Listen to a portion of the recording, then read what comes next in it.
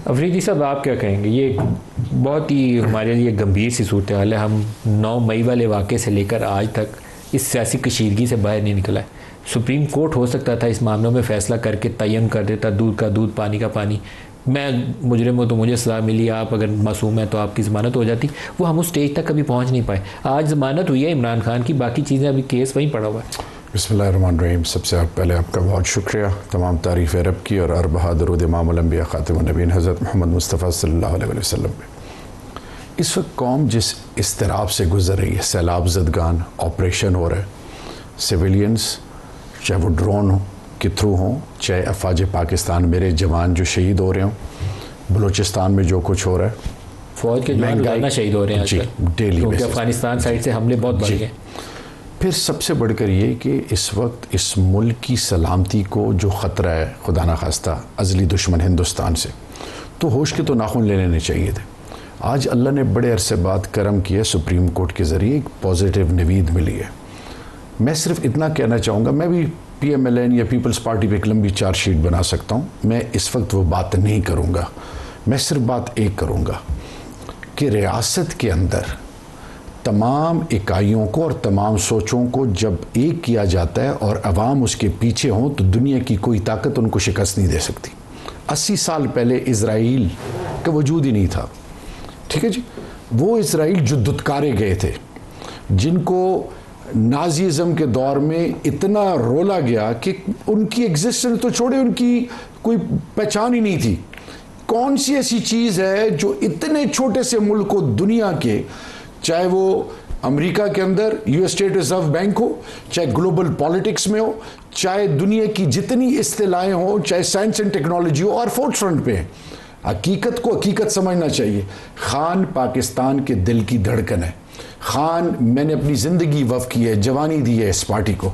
खान के मुंह से मैंने कभी पाकिस्तान के ख़िलाफ़ बात नहीं सुनी। ये स्टेटमेंट मैं फिर दोहराता हूँ हर शो में कि मेरी ज़िंदगी से ज़्यादा अहमियत अफवाज पाकिस्तान। जो हर एक चैलेंज के साथ एक अपॉर्चुनिटी होती है। ये इंडिया वाली जो जंग थी बहुत बड़ा चैलेंज था, लेकिन इसमें एक अपॉर्चुनिटी आई कि पूरी कौम यकजा हो गई। कोई तकसीम रही नहीं, नून, पीपल्स पार्टी, PTI सब इकट्ठे थे, यूँ जम के खड़े थे और फ़ौज की जीत की खुशियाँ मना रहे थे, दुआएं मांग रहे थे और साथ पूरी कौम लड़ने पर तैयार थी। उसमें कोई तकसीम नहीं थी। ये अपॉर्चुनिटी थी, शायद फर्स्ट स्टेप था हमें आगे बढ़ने के लिए। थ्रेट अभी भी बॉर्डर्स पे मौजूद है। देखें, शहरियार साहब जिस तरह कह रहे हैं, उन्होंने बड़ी अच्छी बात की, और शायद अगर सारे PTI के जो इनके लीडर्स हैं वो ये बात करें कि शहबाज गिल जैसे और शहजाद अकबर जैसे लोगों को पार्टी से निकाला जाए, और इमरान खान साहब ने कहा जिस तरह, ये तो 10 दफ़ा रिपीट कर दिया जुमला, क्या कि ऐसे लोगों को निकाला जाए, तो बिल्कुल अगर ये देखें ऐसी बातें अगर ये करते हैं और इनकी पार्टी में अगर कोई जगह नहीं है ऐसे लोगों की, तो बिल्कुल फिर इनका नैरेटिव भी नहीं चलना चाहिए। और अगर इनके नैरेटिव की बात आती है तो इनको डिस्ट्रिगार्ड भी इसी तरह सारों को करना चाहिए। आई थिंक इट्स एक बयान अभी मैंने बैरिस्टर गौहर का चलाया है, उसमें भी कोई एम्बिग्यूटी नहीं है। कैमरे के ऊपर है, कौम के सामने वो कह रहा है कि 9 मई गलत हुआ है, वो हम कोई फरिश्ते नहीं थे, आगे चलना चाहिए। ये भी कह रहे हैं। ये बात कोई रास्ता निकाले ना, आपस में बैठे कितनी देर टकरे मारते रहेंगे, आखिर में तो बात करनी पड़ेगी। मसला ये जिस तरह शहरियार साहब कह रहे हैं ना कि इनकी सारी जमात ये नहीं कह रही, ये आज भी ढील और ढील के मुंतज़र हैं, बसाखियाँ ढूंढ रहे हैं। ये पार्लियामान की तरफ बात नहीं कर रहे। क्या 2 हफ्ते पहले मैं इस चीज़ को बिलीव करता हूँ, इस चीज़ में वेरी स्ट्रांगली बिलीव करता हूँ कि मफाहमत से चीज़ें आगे चलती हैं और मफाहमत से ही चलेंगी। हम जब तक इकट्ठे बैठ कर चीज़ों को आगे नहीं चलाएंगे कोई रास्ता नहीं निकलेगा। अगर इनका कोई दोस्त है तो सियासतदान है, सियासी जमातें हैं, लेकिन सियासी जमातों की तरफ रुख नहीं करते। ये आज भी पार्लियामान से की तरफ रुख नहीं कर रहे। ये नेगोशिएशन टेबल से कौन उठ के गया था? क्या मेरी जमात उठ के गई थी? हम तो बैठे हुए थे, ये उठ के गए थे, ये छोड़ के गए थे। आज भी पार्लियामान के मेजॉरिटी सेशंस देखेंगे तो जिसमें आप जॉइंट सेशन जो और करें तो उसमें आपको आइन की धज्जियां उड़ाते हुए, फाड़ के फेंकते हुए आपके पार्लियामान के ऊपर ये चले जाते हैं। बात वहाँ लोगों की होती है ना, हल करने की बात होती है। मैं कहता हूं इनकी जमात की जो तान टूटती है ना, शुरू भी वहीं से होती है और टूटती भी वहीं से, PTI वालों की, कि हमें इमरान से मिलने नहीं देते। तो इमरान से मिलने देंगे तो क्या क़यामत आ जाएगी? इनको सारी जमात को बस में भर के लेके जाए, रोज़ कहीं मुलाकात करें, क्या फ़र्क क्या पड़ेगा उससे? कोई फ़र्क नहीं पड़ेगा। तो मिलने देंगे, मैं बिल्कुल इनको मिलने देना चाहिए। लेकिन देखें, वहाँ खाली इमरान खान कैदी नहीं है, वहाँ और कैदी भी हैं, वहाँ 8000 और लोग भी हैं।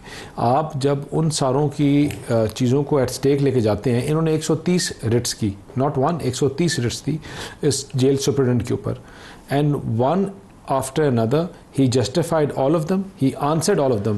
और मैं ये हल्फन कह सकता हूँ without any help, support from government, any institution, himself, because जो चीज़ें हुई हैं वो आज तक मैनुअल के मुताबिक हुई हैं, मैनुअल के थ्रू हो रही हैं, और जो मैनुअल कहता है जेल मैनुअल उसी के तरीके हो रही हैं। और वो जेल मैनुअल की अमेंडमेंट्स मैं नहीं लेके आया था, वो जेल मैनुअल की अमेंडमेंट्स इनकी जमात लेके आई थी। सर शहबाज साहब को इमरान खान ने जेल में डाला हुआ था, उनकी अहलिया तमीना बीबी ने एक बयान दिया कि उनको 10x10 के सेल में रखा हुआ है।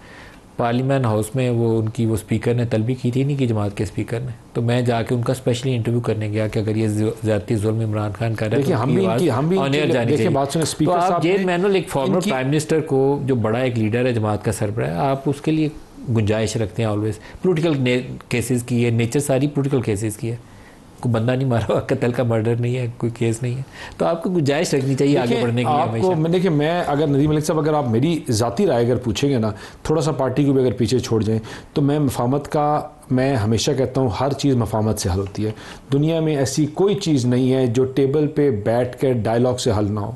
मुल्क को आगे बढ़ना चाहिए, इस मुश्किल टाइम पे चीज़ों को आगे लेके जाना चाहिए। पीपल लाइक शहरियार अफरीदी साहब who are wise, who are sensible, इन लोगों को लीड लेनी चाहिए और चीज़ों को हल करें। आई थिंक कौम भी तंग आ गई है, सीधी बात आपको मैं बताऊँ, और लोग भी ये कह रहे हैं कि यार कि चीज़ों को हल करें, चीज़ों को आगे चलाएँ। ये बैठ के सैनिटी प्रिवेल करेगी तो चीज़ें हल होंगी। ये पार्लियामान में बैठ के जमातों के साथ बैठ कर मशावरत करेंगे तो चीज़ें हल होंगी। अगर ये जोर और ज़बरदस्ती से करेंगे तो चीज़ें नहीं हल होंगी, और इनको पता है कि क्यों नहीं हल होंगी। चीज़ों को हल की तरफ लेके जाएं, चीज़ों को वाइंड अप करें, मतलब how more will we drag it. और कितने लोगों के बच्चों को हम कहेंगे कफन पहन कर आओ, ये कफन वाली बात भी पुरानी नहीं है। कितने के बच्चों को कहेंगे कि इस्लामाबाद के ऊपर हमला करो, वफाक के ऊपर। Things need to settle down, they need to settle down. चीज़ों को चलाएँ और हल की तरफ लेके जाएँ। आज पाकिस्तान के जो लोग हैं वो गाली गलोच, तफरीक और नफरत के बयानिए को उठाने के लिए तैयार नहीं है, उनके कंधों पर इतना जोर नहीं है, ना अपना उठाने के लिए तैयार हैं। लोग चाहते हैं कि चीज़ें आगे चलें, बेहतरी की तरफ चलें, मैशत बेहतर हो, मुल्क बेहतर हो। और आज जो पाकिस्तान जहाँ खड़ा हुआ है, वर्ल्ड ऑर्डर है, माइट इज़ राइट। इस टाइम पे मुल्क को ज़रूरत है तमाम पॉलिटिकल पार्टीज़ की, वो इनकी जमात हो, हमारी हो या कोई और हो, all of us need to sit together and make a way forward, और उसी से चीज़ें बेहतर हो। अफरीदी साहब 27वीं तरमीम का भी चर्चा हो रहा है, नए सूबों की भी बात हो रही है, तो पोलिटिकल एंगेजमेंट हर जगह पे चाहिए, इस इशू पे भी चाहिए। देखिए, बढ़ जाए आगे, बैठ जाए इकट्ठे। देखिए, इलेक्टोरल रिफॉर्म्स के लिए, जुडिशल रिफॉर्म्स के लिए, क्रिमिनल जस्टिस सिस्टम के लिए, इंस्टीट्यूशंस बिल्डिंग के लिए, पाकिस्तान के तमाम मसाइल का हल पार्लियामान के अंदर है। लेकिन बिकॉज मैं फिर तोड़ की तरफ नहीं जा रहा, मुझे ये लूज बॉल्स दे रहे हैं, लेकिन मैं बात सिर्फ उस पॉइंट पे करूंगा। नंबर 1, जब आपके पास इख्तियार ही नहीं है, जब आपके पास इख्तियार ही नहीं है और आप ओनरशिप लेते हैं, तो व्हाट विल हैपन? आपकी अपनी क्रेडिबिलिटी कॉम्प्रोमाइज होगी। मैं ये पूछना चाहता हूं कि आपने नेगोशिएशन स्टार्ट की पीटीआई के साथ, पीटीआई आपके साथ बैठी, 4 बैठकें हुई, एक मुलाकात नहीं करा सके, और आपने क्या कहा? अपने ऊपर नहीं लिया, हम पूछेंगे और पूछ के बताएंगे। जी वो नहीं मुलाकात करा रहे, व्हाट डज इट मीन? आपकी इज्जत कहां रह गई? आपको उस कुर्सी पे बैठना ही नहीं चाहिए। मैं इन चीज़ों में नहीं पढ़ना चाहता। मैं एक चीज़ का कायल हूं, आप जब हक परस्त हो, आपका होने का यकीन अल्लाह से हो, आप नेकनीयती से एक इनिशिएटिव लेते हैं, अल्लाह की मदद आती है। वक्त लगता है। मैं इस वक्त बड़ी ईमानदारी से आपको बताऊं, आपने शहजाद अकबर साहब की बात की और शहबाज गिल साहब की बात की। मैं इंडिविजुअल से निकलकर उस सोच की बात कर रहा हूँ जो पाकिस्तान के अंदर तोड़ लाना चाहते हैं। मैं उस सोच को चैलेंज कर रहा हूँ, क्योंकि मुल्क मेरा है। इमरान खान क्यों सब कुछ छोड़ के इस मुल्क में अपनी औलादों को, अपनी ख्वाहिशात को छोड़ के, why would he be initiating one thing? आइन की बालादस्ती, कानून की बालादस्ती, और फिर पाकिस्तान के फैसले अवाम करेगी। क्या आपका आईन पाकिस्तान जो कुरान और सुन्नत के ताबे है, उसके बेसिक फंडामेंटल राइट्स आर्टिकल 1 से आर्टिकल 40 क्या डिमांड करते हैं? मैं फिर एम्फेसाइज करूंगा, अगर इस मुल्क के अंदर जमहूरियत ने पनपना है, अगर इस मुल्क के अंदर पॉलिटिकल कल्चर ने एक्सेल करना है, अगर इस मुल्क के अंदर जमहूरी रवैये मजबूत होने हैं, तो आपने हक और सच का साथ देना है। यह नहीं कि जब आपकी बारी आए तो मैं कुछ और कहूं, जब मेरी बारी आए तो मैं कुछ और कहूं। यह मुनाफकत है। आपने सच बोलना है। क्या क्या कुछ नहीं कहा गया अफवाज पाकिस्तान के बारे में। क्या क्या कुछ नहीं कहा गया। मैं उस माजी में नहीं जाना चाहता, क्योंकि आपकी ऑडियंस, पाकिस्तानी कौम इस वक्त इस्तिराब में है। लोग घरों से बेदर हुए हुए हैं, ऑपरेशन हो रहे हैं, सैलाब आए हुए हैं, नागानी आफते आए हुए। कराची में इस वक्त क्या हालत है। मैं सिर्फ वापस आके एक पॉइंट पे, खुदा के लिए इस मुल्क पर रहम करें, फॉरगिव एंड फॉरगेट करें, सबको साथ लेके चलें।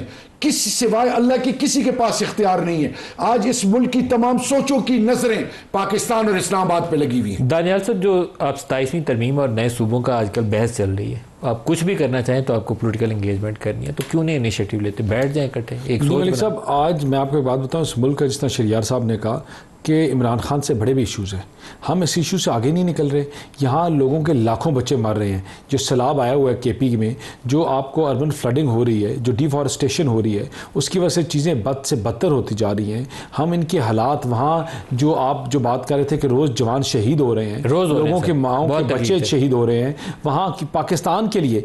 हम इस टॉपिक से मैंने आज 3 अगर शोज़ किए तो मेरे तीनों शोज़ जो थे वो 9 मई इमरान खान और इनकी बातों के ऊपर थे। उस बच्चे की आवाज़ ना ये उठा सके ना मैं उठा सका। वो जो शहीद हो रहे हैं, जो कभी सैलाब में बेचारे डिफॉरेस्टेशन की आवाज़ उठा रहे हैं, कोई उठा रहे, आप उनकी आवाज़ उठा रहे हैं, लेकिन उनकी आवाज़ बन नहीं रहे। उनकी आवाज़ बने, उनके लिए रास्ता निकालें। तो जब ये हम जब तक देखें ना, ये चीज़ों को हम, इस मुल्क को ज़रूरत है, हम इससे जब तक बालातर होकर आगे चलकर बात नहीं करेंगे तो चीज़ें हल नहीं होंगी। कि आज भी जो बच्चे अपनी जानें दे रहे हैं, जवान हमारे जानें दे रहे हैं, वो इसलिए दे रहे हैं कि मुल्क महफूज रहे, ये मुल्क रहे। जो लोग ये डिफॉरेस्टेशन कर रहे हैं, जिनकी वजह से अर्बन फ्लडिंग हो रही है, जिनकी वजह से लाखों दरख्त पीछे से कट के आते हैं और ये जो हाल करते हैं, they still earning billions of rupees and dollars, they're left there, no one to answer, no one to question them। आप इन ऐसी चीज़ों से के साथ, हम जब इन चीज़ों को, इतने बड़े बड़े इश्यूज़ को इग्नोर करते हैं रोज़, क्योंकि इन इश्यूज़ की लाइफ शायद उन लोगों के लिए तो पूरी ज़िंदगी हो, लेकिन मीडिया की नज़र में 4, 5, 6, 10 दिन इनकी लाइफ होती है। और उनके प्राइम टाइम पे हम बातें करते हैं कि इमरान खान को आज रोटी ठीक मिली है, नहीं मिली, आज कढ़ाई ठीक थी या नहीं थी, मुर्गी देसी थी या मुर्गा था, डंबल थे या नहीं थे। मतलब मैं कहता हूँ कि courts are doing their jobs. आज उनको रिलीफ मिला, अल्लाह कि आगे भी करे और चीजें हल हों। लेकिन the bigger issues in this country need to be addressed. इनकी गवर्नेंस को क्वेश्चन किया जाए। बैरिस्टर दानियाल चौधरी साहब, शहरियार अफरीदी साहब और सलमान राजा साहब हमारे साथ हैं। आज के लिए इतना इजाजत दीजिए। अल्लाह हाफ़िज़।